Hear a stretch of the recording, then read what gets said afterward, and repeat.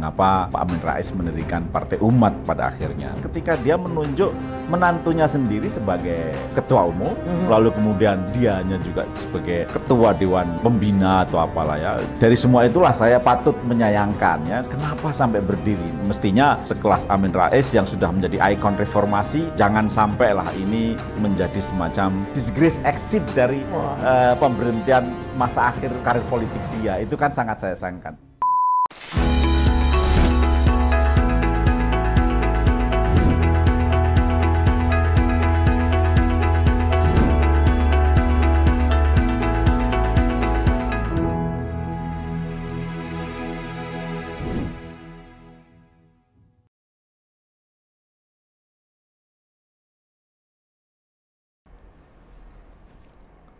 Kawan baik yang jernih pikirannya dan selalu menebar kebaikan, jumpa kembali di channel The Nur Rizwan Show. Kali ini kita akan membahas satu topik politik yang menarik karena menyangkut satu ikon reformasi di tahun 97-98, yaitu pendirian Partai Umat oleh Pak Amin Rais. Jadi topik kali ini adalah menebak nasib Partai Umat yang didirikan oleh Pak Amin Rais. Dan sudah hadir di tempat kita Mas Ali Munhanif, kawan baik yang lama, juga sudah kami kenal karena dulu pernah sama-sama juga bertualang di North America. Bedanya saya di Ottawa, kota Ottawa, beliau di Montreal. Jadi alumni McGill University. Dan saat ini beliau menjadi dekan FISIP UIN Jakarta. Selamat datang, Mas Ali. Terima kasih, selamat datang. Terima kasih, selamat datang. Mungkin bisa dibuka karena sudah podcast. Siap. Ya. Ya. Biar kawan baik semua mengenal dekan yang ganteng ini. Terima kasih.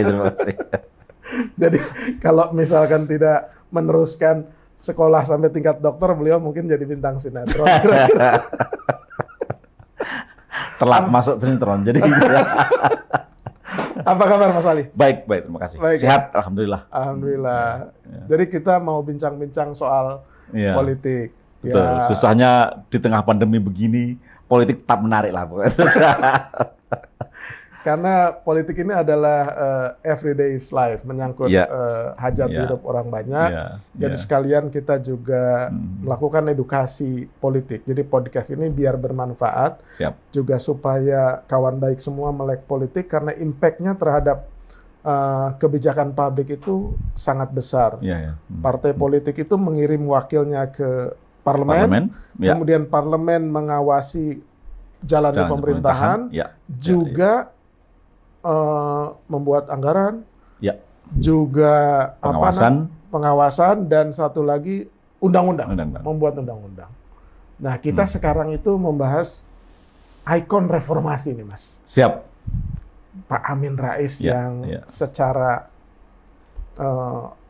saya kira dramatis lah. Baik. Keluar dari PAN, kemudian membentuk Partai Umat yang baru didirikan beberapa waktu lalu. Menurut Mas Ali, ini fenomena apa Pak Amin dengan Partai Umat ini? Ya, kalau secara pribadi boleh menyayangkan gitu ya. Saya sebenarnya menyesalkan itu mengapa Pak Amin Rais mendirikan Partai Umat pada akhirnya. Meskipun dugaan saya juga banyak orang yang mendorong supaya pendirian Partai Umat yang berkali-kali digaungkan setelah Kongres PAN yang ricuh itu, tampaknya Pak Amin Rais tetap maju dengan langkahnya, yakni mendirikan partai baru yang disebut sebagai Partai Umat.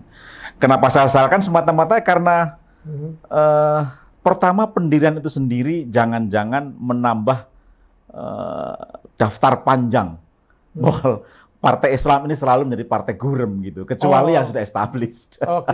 Jadi sebelum Partai Umat berdiri juga Partai Masyumi yang sudah berkali-kali dicoba, selalu saja gagal mendapatkan suara, lolos threshold pun tidak, dan seterusnya. Yang kedua, partai umat yang digelorakan sebagai platform pendirian sebuah kendaraan politik untuk amar ma'ruf nahi munkar, mendorong keadilan, lalu kemudian melawan kezaliman, itu tampil dengan wajah yang berbeda dari semua itu. Yakni ketika dia menunjuk menantunya sendiri sebagai ketua umum, lalu kemudian dianya juga sebagai ketua dewan pembina atau apalah ya. Lalu kemudian hampir semua membuat kita ragu apakah bisa Partai Umat pertama-tama betul-betul mengambil porsi dari sejumlah pemilih PAN partai sebelumnya, apalagi sampai lalu kemudian memecah konsentrasi umat Islam dalam katakanlah pemilu 2024 yang lalu. Jadi dari semua itulah saya patut menyayangkan ya, kenapa sampai berdiri. Mestinya sekelas Amin Rais yang sudah menjadi ikon reformasi, jangan sampailah ini menjadi semacam satu strategi exit di masa pensiun yang sangat tidak terhormat gitu. Jadi semacam disgrace exit dari pemberhentian masa akhir karir politik dia. Itu kan sangat saya sayangkan. Di situ saya beri catatan yang agak serius. Terlebih ketika menunjuk ketua umumnya seperti tidak ada orang lain, maksud Mas Ali gitu? Tidak. Kalau kita kenal rekod Amin Rais sebagai pejuang reformasi, katakanlah mulai tahun awal 90-an sebelum masa-masa krisis moneter pada 97, maka dia dikenal sebagai tokoh yang menyuarakan krisis politik Orde Baru saat itu yang memang sedang di ujung tanduk ya. Pertama-tama memberantas korupsi, menghindari apa yang disebut sebagai nepotisme, KKN ya, korupsi, kolusi, nepotisme. Nah itu kan berarti memang satu perjuangan yang memang dalam level politik modern, begitulah sebenarnya membangun negara kita yang mendorong demokrasi, mendorong partisipasi, oposisi tapi pada saat yang sama juga mengikis pola hidup politik tradisional, yakni nepotisme tadi itu. Nah, tiba-tiba dalam wajah Partai Umat yang sekarang ini kita lihat betapa nepotisme itu masih melekat dalam proses pendirian Partai Umat tadi itu. Nah, itu kan berarti kayak seperti reformasi memakan anaknya sendiri. Jadi Amin Rais yang dikenal sebagai anti nepotisme tiba-tiba mendirikan partai. Bukan hanya itu juga, ketika awal PAN berdiri, terlihat sekali bahwa Amin Rais mencoba menjadi semacam seorang tokoh politik yang berupaya merangkul semua lapisan masyarakat dengan mendirikan Partai Amanat Nasional yang berdasarkan prinsip-prinsip pluralisme.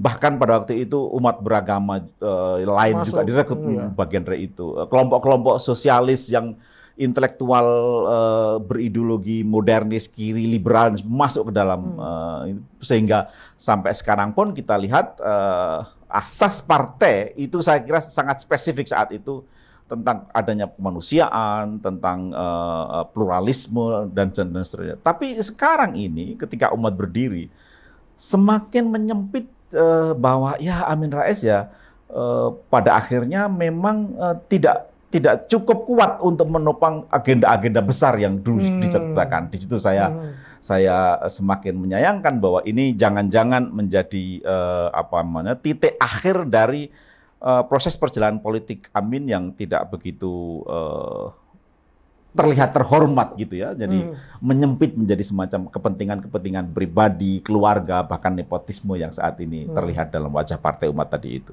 Kalau menduga-duga itu kira-kira apa yang ada dalam benak Pak Amin kok bisa sampai mengambil langkah seperti itu ya? Dalam bacaan saya kira memang kekecewaan demi kekecewaan yang dia alami dari proses reformasi yang gegap gempita, lalu menempatkan dia sebagai ikon reformasi, bahkan sempat menjadi calon kuat presiden saat itu ketika deadlock dalam parlemen antara kelompok Mega dan kelompok Gus Dur, lalu kemudian muncul sebagai Amin Rais sebagai tokoh yang alternatif. Tapi tidak terjadi. Dia MPR mempelopori amandemen konstitusi dan seterusnya. lama-kelamaan juga kelihatan bahwa PAN sendiri tidak bisa menopang agenda-agenda besar yang dia canangkan, dan akhirnya disitulah kegagalan demi kegagalan yang dialami. Yang terakhir adalah ketika kisruh PAN dalam proses kongres di Gorontalo waktu itu, lupa Palu atau Gorontalo, yang menempatkan Amin Rais saya kira pada posisi yang serba sulit. Kira-kira semangat arus bawah PAN kira-kira ingin menempatkan Amin Rais pada posisi yang sudah matek pandito untuk mengakhiri karir politik dia. Tapi tampaknya dia tidak bisa menerima itu dan akhirnya bergulirlah lalu kemudian PAN itu. Nah, motif yang eksternal saya kira adalah dorongan ya, bahwa mereka percaya bahwa Amin Rais masih bisa menjadi ikon tokoh partai politik yang sanggup meraup, pertama merebut porsi dari sebagian PAN yang kecewa. Yang kedua adalah besarnya semangat ya umat Islam untuk katakanlah menjadi oposisi sekarang ini, melawan rezim yang sedang berkuasa. Identitas Islam tampaknya masih jaya ketika pertama-tama Pilkada 2017 di DKI, lalu kemudian pada 2019 pemilu nasional juga masih. Nah, di situ dia masih membayangkan bahwa dengan masih punya kekuatan. Ya, masih punya kekuatan. Nah, motivasi itulah yang saya kira mendasari mengapa Partai Umat didirikan. Oke. Nanti kita lanjut lagi. Siap. Supaya lebih dalam wawancaranya. Kawan baik semua, nanti kita lanjut kembali menelusuri dan melihat dengan jernih fenomena yang terjadi tentang partainya Pak Amin Rais.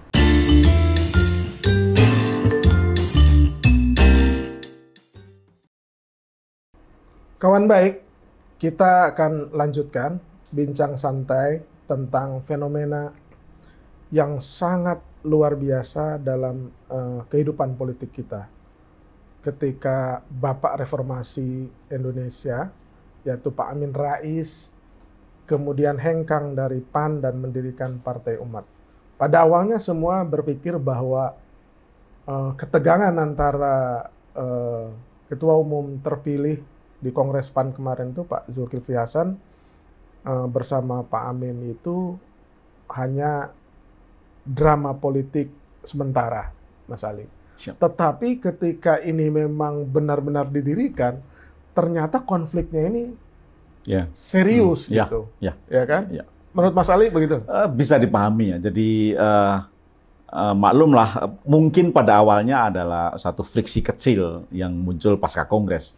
Satu fenomena yang luar biasa di semua partai politik. Jadi ada ancaman memecah diri lah, dan seterusnya. Tapi tampaknya ketika beberapa fenomena konflik tadi ditangkap oleh para petualang-petualang politik yang mungkin saja juga terbangun jaringan lama Pak Amin menjadi sangat serius. Mengapa pada awalnya publik tidak percaya bahwa itu serius? Semata-mata karena ya bagaimanapun ini kan besan. Besan ya? Iya, dari ketua PAN yang sekarang ini dengan Pak Amin masih terhubung keluarga. Satu fenomena yang sebenarnya tidak kita kehendaki juga. Tapi disitulah yang sebenarnya begitu suatu motif politik bergulir dan ditangkap oleh para petualang-petualang yang saat ini juga di mana-mana. Saya kira Partai Umat tampaknya dengan sangat disayangkan akhirnya berdiri. Kalau dulu kan dalam politik ada adagium, there is no permanent friends, there is no permanent enemy. Siap. There is only vested interest. Ya, kalau sekarang itu ternyata nggak ada saudara juga dalam politik. Iya, tidak hanya friends and enemies, tapi brothers and sisters gitu. Dan itu yang menjadikan. Dan besan pun bisa berbeda kepentingan. Betul, dan akhirnya berhadapan-hadapan. Satu fenomena yang saya kira kita sayangkan karena lalu kemudian konflik kita di tingkat elitnya itu betul-betul menjadi rumit karena berbalut berbagai hubungan-hubungan tradisional yang semestinya tidak terjadi ya dalam ini kan bukan hanya fenomena umat saja. Hampir semua partai saat ini muncul sebagai partai yang didominasi oleh ikatan-ikatan kekeluargaan, nepotisme dan seterusnya itu. Kenapa kita menarik benang merah ya? Pendirian Partai Umat itu ada korelasinya dengan konflik di Partai Amanat Nasional. Karena yang mendirikan PAN ini kan salah satunya Pak Amin Rais bersama Faisal Basri, Gunawan Muhammad, Pak Abdullah Toha, dan Albert banyak lagi, Albert Hasibuan, dan Gunawan banyak Muhammad, lagi. ya kan? betul. Nah kemudian bahkan kok partai yang dilahirkan di era reformasi bahkan menjadi seperti sekarang kan amat sangat disayangkan Iya. Gitu. Nah kemudian kan ketika di PAN sendiri, ya kan Pak Amin, ketika Pak Amin selesai itu penggantinya kan Pak Sutrisno Bachir. Betul. Ya kan? Betul. Pak Amin mengendorse Pak Sutrisno Bachir karena yang dia lawan adalah Pak Fuad Bawazir. Iya. Ya kan? Iya. Kemudian Pak Sutrisno Bachir dikalahkan oleh Pak Hatta Rajasa yang diendorse oleh Pak Amin juga. Iya, betul. Karena belakangan Pak Sutrisno Bachir juga sudah mulai meningkat dalam tanda leverage-nya untuk melawan Pak Amin. Betul. Nah, terakhir Pak Hatta Rajasa dikalahkan oleh Pak Zulkifli Hasan. Di mana Pak Amin berdiri dalam itu, ya kan dia endorse Pak Zulkifli Hasan yang notabene adalah besannya. Nah, ketika Pak Zulkifli Hasan melawan Pak Amin dalam tanda petik, Pak Amin terjadi lagi. Terjadi lagi. Dan sekarang baru kali ini Pak Amin Rais kalah di Kongres. Itu yang saya bayangkan tentang fenomena politik modern. Jadi sebuah kendaraan politik yang dicita-citakan begitu maju, melampaui zamannya. Untuk ukuran pada saat itu, Partai Amanat Nasional betul-betul mendeklarasikan diri sebagai partai yang pertama lintas aliran, tidak nasionalis, tidak Islamis pada awalnya, lalu kemudian lintas komunitas agama, dia betul-betul berani masuk merekrut kelompok-kelompok non-Muslim misalnya, untuk ukuran Amin Rais saat itu. Nah, tetapi memang dalam perkembangannya kesadaran masyarakat kita, termasuk elit-elit kita ini, tidak bisa melampaui zaman itu. Lalu kemudian muncul sebagai, katakanlah mudahnya ya, apa yang disebut sebagai belated feudalism. Feudalisme yang tersisa gitu. Jadi lalu kemudian cita-cita yang luhur tadi itu terkalahkan oleh struktur masyarakat, budaya masyarakat kita, cara berpikir masyarakat. Akhirnya partai lama-lama menyempit menjadi satu organisasi representasi untuk masyarakat tertentu saja. Misalnya saja dalam bacaan saya waktu itu Muhammadiyah. Nah, di situ lalu kemudian ujung-ujungnya perolehan suara PAN untuk sekian kali pemilu itu bisa kita reduksi menjadi kira-kira segitulah jumlah 7-8%. 7-8%. Tidak bisa lebih. Tidak bisa lebih. Dan akhirnya lama-kelamaan karena kepentingan elektoral dan sebagainya, Pak Amin semakin mengerucut, tidak lagi mewakili tokoh yang melampaui zaman tadi itu, tapi justru mengeksploitasi, mengkapitalisasi aspek-aspek keislamannya ya. Misalnya 2014 dia selalu di tengah umat Islam di Al-Azhar misalnya mengatakan bahwa kita seperti perang Badar. Nah, itu kan analogi sangat berbeda 98 dulu yang kita mendambakan Amin Rais muncul sebagai tokoh yang beyond pluralis, beyond masyarakat yang tersegmentasi. Berarti agama tadi. Adanya partai umat itu menurut Mas Ali bisa jadi ancaman serius nggak buat PAN? Saya kira tidak. Jadi itu yang seawal tadi saya sampaikan bahwa jangan-jangan ini memang menambah panjang daftar partai Islam yang muncul pasca reformasi, berbagai platform yang itu menjadi partai gurem. Kita lihat Partai Masyumi Baru, Partai PBR ya, Partai Bintang Reformasi, Partai Masyumi, Bulan Bintang, Partai Nahdlatul Ulama dulu ada, PKNU, dan hampir semuanya lalu terserap ke dalam posisi yang sangat kecil. Dan sekali lagi aspirasi Islam tetap terwadai dalam jaringan lama, pertama PKB, kedua PAN, ketiga P3 dan PKS. Lalu kemudian yang terakhir adalah PKS, satu jaringan yang memang tumbuh dalam iklim Orde Baru saat itu. Kemunculan generasi santri baru yang memang tidak mendefinisikan diri sebagai bagian dari NU maupun Muhammadiyah, modernis maupun tradisionalis, tapi genre dari pergulatan umat Islam pada masa Orde Baru yang kombinasi dengan perkembangan dunia internasional khususnya cita-cita Ikhwanul Muslimun untuk pendirian partai. Itu saya kira Partai Umat akan ya kecil kemungkinan mendapat suara di parlemen. Oke. Oke, nanti kita lanjut lagi. Siap. Mas Ali di segmen berikutnya. Kawan baik, nanti kita lanjutkan kembali perbincangan menarik tentang fenomena Pak Amin Rais dengan Partai Umatnya. Lebih jauh lagi nanti kita dalami.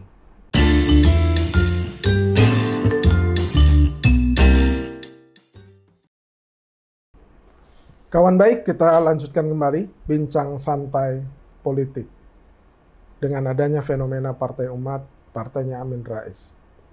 Tapi sesungguhnya kelahiran Partai Umat ini juga sudah didahului dengan partai-partai yang berupaya mengambil basis suara kalangan Muslim. Misalkan saja ada Partai Gelora, Mas Ali. Yap. Yang dikomandoi oleh Pak Anies Mata dan Pak Fahri Hamzah. Yeah. Kemudian ada juga Partai Masyumi Reborn yang dikomandoi oleh tandem Pak Ahmad Yani dengan Pak Abdullah Hehamawa. Nah, sekarang ditambah lagi oleh Partai Umat yang wakil Ketua Majelis Syuro atau Dewan Syuronya itu adalah mantan Ketua Umum PBB, ya kan? Ya, partainya, ya, mantan Menteri Kehutanan. Nah, melihat fenomena ini, Mas Ali, berarti kan pertarungan partai yang ini kan segmen yang mau diambilnya ini kan sama ya? Ya. Segmen yang sama dengan misalkan P3, PKS, mungkin juga suara PKB. Betul. Dan tidak mungkin mengambil basis konstituennya partai majemuk seperti Golkar, Nasdem, dan PDIP. Apakah Mas Ali melihatnya juga sama? Tentu saja ini proses alamiah. Hampir setiap kali menjelang pemilu ya, kira-kira 2-3 tahun menjelang pemilu, apalagi kalau itu incumbent yang berkuasa, biasanya lalu kemudian banyak partai berdiri itu. itu saya tidak tahu. Padahal dalam bacaan banyak orang, setidaknya saya sendirilah ya, hampir bisa dipastikan para pendiri partai-partai yang baru tadi itu tidak begitu pede untuk menang. Artinya, kira-kira pertanyaan saya adalah kalau mereka tahu bahwa mereka tidak akan muncul sebagai pemenang, peroleh suara di parlemen, lalu mengapa berperang? Kira-kira gitulah kan? Mengapa pecundang pergi berperang? Nah, gitu. Jadi, dugaan saya lalu kemudian partai-partai kecil ini memang diniatkan tidak sebagai untuk memperoleh suara sebenarnya. Katakanlah memperoleh suara besar ya, yang kira-kira akan masuk ke dalam threshold parlemen, lalu kemudian mempunyai peluang untuk mencalonkan presiden dan seterusnya. Nah, dugaan saya lalu kemudian partai-partai ini memang seringkali dibangun atas dasar kalaupun tidak masuk parlemen, setidaknya elit-elitnya bisa melakukan lobby politik ya, jadi organisasi lobis namanya. Lalu kemudian mendekatkan diri pada pemenang pemilu atau calon presiden untuk bisa bergaining position tentang masuk ke kabinet, menguasai ketua badan-badan, lalu kemudian mungkin setidaknya menjadi komisaris utama tertentu lah. Tapi kan menjadi komisaris BUMN kan tidak boleh dari partai politik, ada aturan yang melarang itu. Setidaknya akan muncul sebagai, tetapi punya jabatan lah misalnya. Ya, jadi meskipun mungkin tidak mengincar komisarisnya, tapi entah itu badan, mungkin kabinet, eselon dan seterusnya yang semuanya bisa disorongkan untuk dijagokan menjadi calon di birokrasi. Tapi kan dalam politik itu hal yang biasa, membangun kekuatan kemudian memperoleh bargaining power supaya ada pertukaran. Benar, tetapi yang disesalkan adalah bahwa itu akan memperlemah demokrasi kita. Karena kita tidak memilih untuk memperkuat institusi partai yang sudah mapan, sehingga kita akan memperkuat posisi di parlemen, melakukan kaderisasi yang baik, komunikasi yang politik yang baik, lalu kemudian sebagai sebuah instrumen dalam demokrasi, partai semestinya memang terlembaga ya, terinstitusionalisasi lah dengan baik tentang perkaderan, tentang pemilihan ketua yang secara reguler dan seterusnya. Nah, di situ kalau terus-menerus ada partai baru, kita lalu menjadi sistem kepartean kita rapuh. Berarti kesinambungan regenerasi politiknya terhambat atau terputus-putus kan? Iya. Dan disitulah yang saya sayangkan. Misalnya Partai Umat, katakanlah juga Partai Masyumi. Pertanyaan saya bukan hanya soal apakah dia mampu memenangkan pemilu setidaknya masuk threshold dalam parlemen. Tetapi juga apakah mereka bisa membangun satu kepengurusan nasional partai yang memang disyaratkan dalam undang-undang pemilu, yakni hampir 80% dari kabupaten kota mereka punya kantor cabang sampai kecamatan. Jangan-jangan tidak lolos verifikasi faktual misalnya. Nah, itu masalahnya. Lalu buat apa lalu kemudian mendirikan partai? Nah, pada tingkat itulah sebenarnya saya menghimbau pada elit-elit politik ya, khususnya umat Islam untuk bisa berpikir jangka panjang, jauh lebih produktif memperkuat institusi partai yang sudah mapan ini, lalu kemudian membangun basis elektoral yang kuat, lalu pada saat yang sama nanti kita akan bisa berhadapan berbagai kepentingan-kepentingan yang mungkin tidak di luar kepentingan umat Islam untuk masuk ke dalam demokrasi yang lebih sehat gitu. Jadi katakanlah 2024 ini ya, saya kira proses politik yang terjadi pada 2014, 2019 akan mengemuka lagi karena berbagai proses oposisi yang sekarang ini mengeras antara pemerintah, lalu kemudian di luar itu adalah kekuatan umat Islam. Harus kita catat nih bahwa sampai sekarang Jokowi belum berhasil menggait atau katakanlah mengambil hati umat akar rumput yang saya kira pada 2024 akan dimanfaatkan oleh banyak orang. Nah, jauh lebih baik kita ini bekerja bersama-sama dalam partai yang sudah established untuk menggarap berbagai aspirasi yang saat ini muncul. Maksud Mas Ali, kenapa misalkan tokoh yang mendirikan Partai Gelora atau Partai Umat atau Masyumi itu, kenapa tidak menyalurkan aspirasinya ke P3 saja atau ke PKS saja?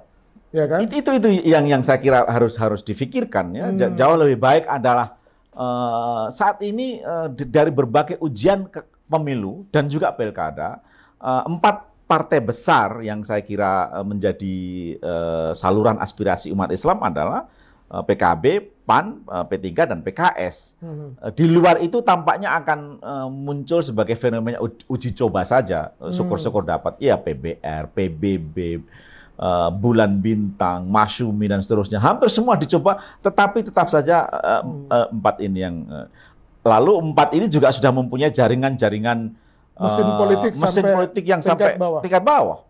Bahkan kalau kita lihat PKS misalnya sekarang, karena Partai Islam biasanya terkait dengan institusi pendidikan, PKB pesantren, Muhammadiyah sekolah dan universitas, PKS pun sekarang mendirikan sekolah-sekolah dalam bentuk SDIT, SMPI, Islam Terpadu, yang semuanya saya kira menjadi basis untuk bisa terus merawat kader dan juga voter di akar rumput. Nah, di situ lalu kemudian, partai baru ini lalu bagaimana? Kan kita masih bertanya-tanya. Nah, itu yang saya kira jauh lebih baik kita kembali mempunyai kesadaran ya untuk bisa membangun sistem demokrasi, sistem kepartean kita dengan sehat, sehingga P3 misalnya layak untuk bisa dicoba untuk bisa dibesarkan karena berbagai satu rumah besar.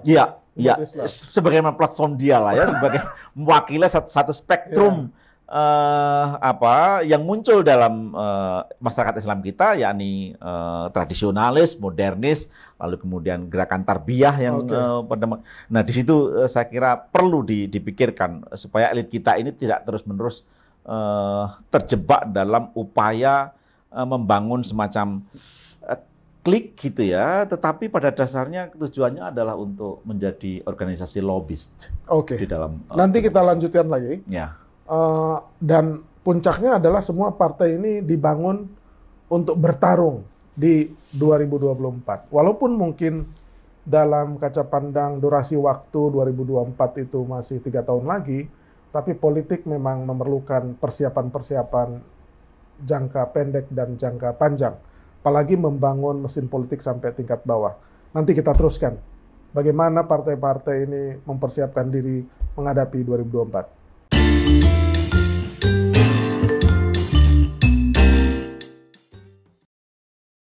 Kawan baik, kita akan melanjutkan bincang santai politik bersama Mas Alimun Hanif, Dekan FISIP Universitas Islam Jakarta, yang juga alumni dari McGill University di Kanada.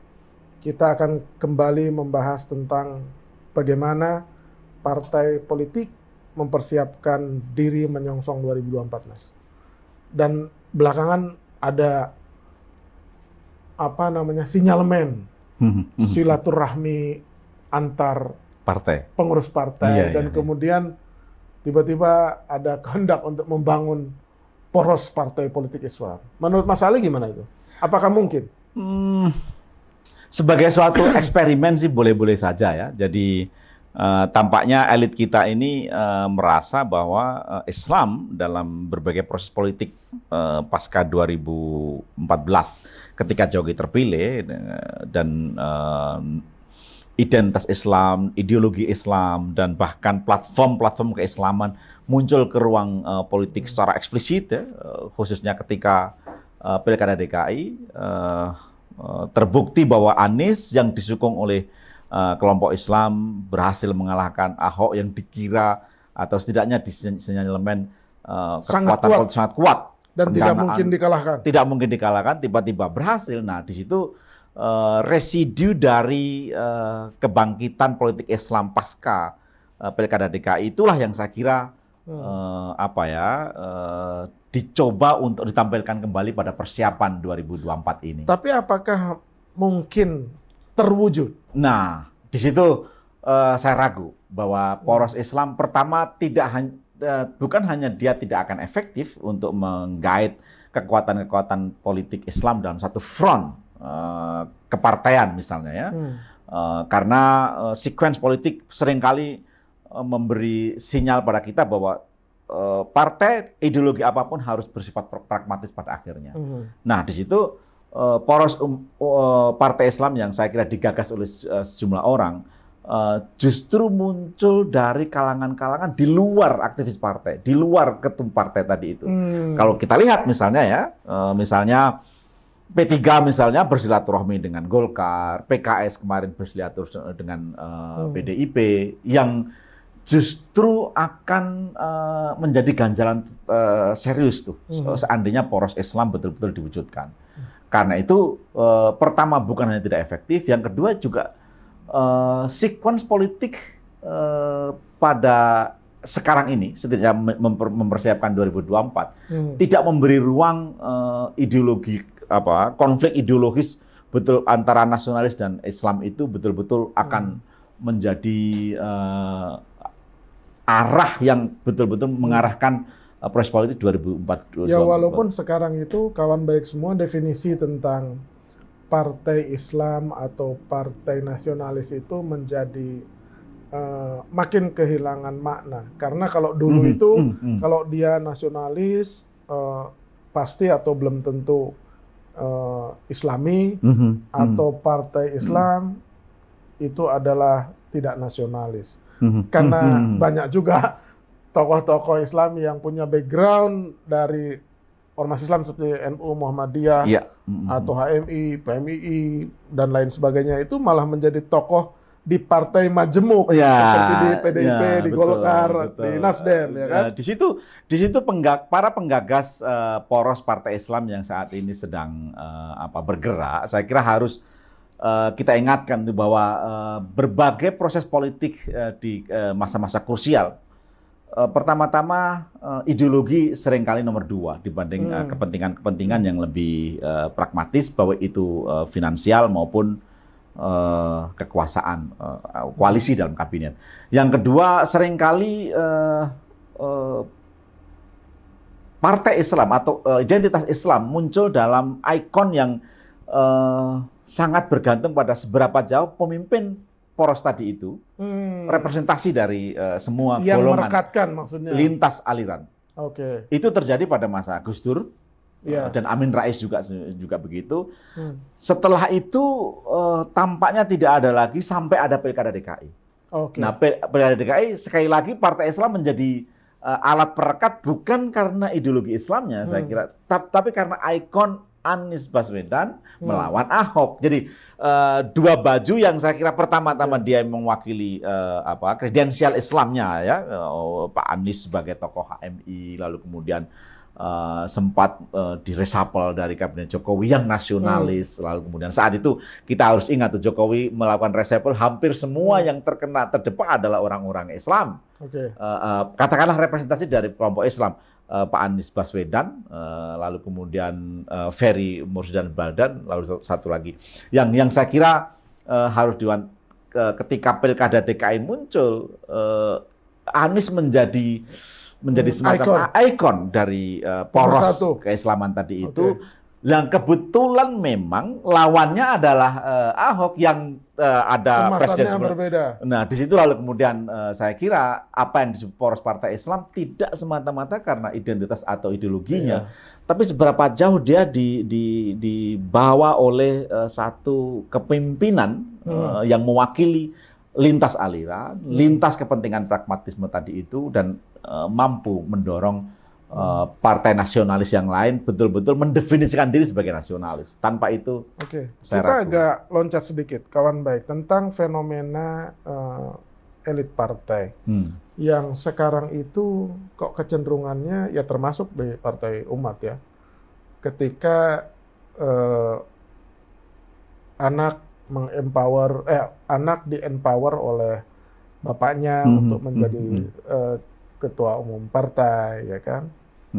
Dan ini mulai menggejala, termasuk misalkan dalam hal pilkada-pilkada di berbagai daerah, ya kan? Kalau seorang bupati habis masa baktinya, dia mengendorse kalau tidak anaknya ya istrinya, ya kan? Ini sebenarnya fenomena apa, Mas ya? Ya, jadi maaf, dalam demokrasi ya itu sah-sah biasa saja. Iya, saja. betul. Yang penting kan masyarakat memang memilihnya, ya kan? Iya. Tapi secara etika politik, apakah memang itu bisa diterima? Saya kira memang disitulah letak kemunduran demokrasi yang saya sebut sebagai jadi meskipun secara prosedural demokrasi terjadi, partai politik dan diperbolehkan, tetapi semangat dari demokrasi tadi itu tergerus oleh keinginan-keinginan yang justru mengkhianati semangat demokrasi tadi itu. Nah, di situ fenomena nepotisme, kekeluargaan, bukan keluarga dalam pengertian family, tapi kira-kira menjurus sudah dinasti gitu ya. Jadi itu mengejala di hampir semua. Fenomena itu bukan hanya terjadi pada Partai Umat, tapi misalnya Partai Demokrat saja misalnya. Bagaimana yang semula dicita-citakan sangat hebat dalam pembangunan sistem kepartean kita, yakni dia pertama kali partai mendefinisikan diri sebagai partai yang berdasarkan nasionalisme religius. Untuk menggabungkan antara segmen yang terpecah dalam aliran, tetapi ujung-ujungnya kemudian belakangan kita tengarai bahwa ini juga menjadi partai yang sangat berorientasi pada keluarga. Kasus Muldoko, kenapa dia didukung meskipun ini sah-sah saja ya, dan patut kita sesalkan secara hukum, tapi mengapa dia mendapat dukungan di kalangan internal Demokrat? Bukan karena dia disuruh Jokowi atau bukan Jokowi, tetapi karena di Demokrat sendiri ada problem masalah keluarga tadi itu. Pilkada begitu juga bagaimana antara keluarga. Nah, apa yang saya bayangkan adalah bahwa ternyata kita secara kultural tidak siap mengadakan demokrasi sebenarnya. Sebenarnya secara kultural masyarakat kita terbiasa dengan pemilihan demokratis di tingkat kelurahan. Ya. Cuman arah demokrasi itu sekarang menjadi agak menyimpang. Tapi terakhir nih Mas, pertanyaan saya. Kalau Mas Ali ditanya, semua partai politik ini kan mengarah kepada pertarungan di 2024. Dan itu puncaknya adalah pemilihan presiden. Kalau misalkan Mas Ali ditanya, sebutkan 5 kandidat kuat untuk menjadi presiden di 2024. Mas Ali, 5 itu siapa? Sangat sulit, karena Karena warisan pemerintahan yang sekarang ini akan sangat menentukan apa yang akan terjadi pada 2024. Baik itu warisan kebijakan, misalnya bagaimana dia mengatur politik populis di kalangan dalam kebijakan Pak Jokowi, lalu kemudian tapi lebih dari itu adalah bagaimana dia berhasil menjinakkan politik oposisi yang sebelumnya bertarung pada 2019. Tapi kan sesulit-sulitnya keadaan politik kita sampai 2024 kan harus ada presidennya. Nah, Mas Ali melihat 5 figur siapa sih yang kemungkinan menjadi calon kuat? 5 saja. Saya kira yang akan menonjol pasti adalah pertama partai besar akan mempunyai calon. Puan Maharani, lalu kemudian misalnya Prabowo Subianto, juga mungkin Erlangga Hartarto, lalu kemudian di luar partai mungkin akan muncul orang semacam Anies Baswedan, dan yang ketiga mungkin mewakili satu suara perempuan yang muncul dari politik populisme yang sekarang ini muncul. Siapa? Misalnya adalah Khofifah Indra Parawansa. Berarti jadi ada 5 tuh. Ya. Mbak Puan, Mas Bowo, Mas Erlangga, Anies Baswedan, dan terakhir Khofifah Indar Parawansa. Nah, ini akan kita saksikan dalam durasi waktu yang cukup panjang karena politik adalah lari maraton, tapi kawan baik semua harus melek dan harus mengikuti terus perkembangan politik karena politik menjadi penting, politik yang akan melahirkan legislatif dan juga eksekutif serta warna kebijakan. Sebenarnya banyak hal yang masih bisa dan ingin kita diskusikan, tetapi sekarang kita cukupkan dulu. Kawan baik yang jernih pikirannya dan selalu menebar kebaikan, jangan lupa subscribe, like, share, and comment di channel The Nur Iswan Show atau Nur Iswan Channel. Terima kasih dan sampai jumpa kembali pada tema yang lain.